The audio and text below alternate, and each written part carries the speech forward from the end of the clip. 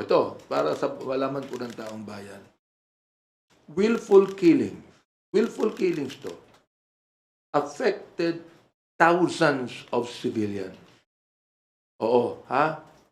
Ang sabi nga po ng ICC, ang estimate ng napatay from 12,000 to 30,000 deaths between July 2016 and March 2019 alone.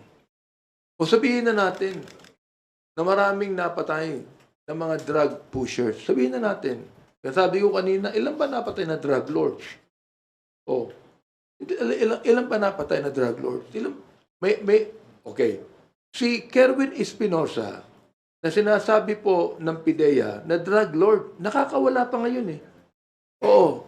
Okay. Nakakapagtaka, yung former administration, lahat na-dismiss ang kaso eh, ni Kevin Espinosa eh.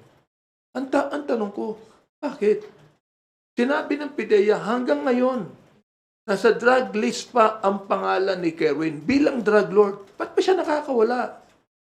Eh kung talagang drug lord siya, hulihin na siya. Oh, bakit andun siya nakakawala? Oh, napatay ba? Hindi. Sinong napapatay?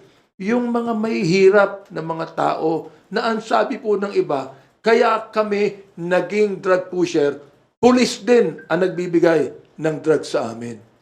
Oh, nakausap ko ang isang tao.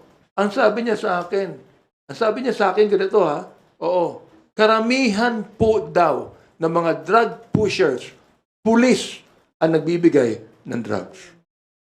Ano pong ibig sabihin nun? Di ba? Na, alam natin na sinabi ng ating Pangulo na ako na lang, akong responsable. Huwag niyong pagbintangan ng mga kapulisan ko. Eh, ba't niya minumura yung mga pulis?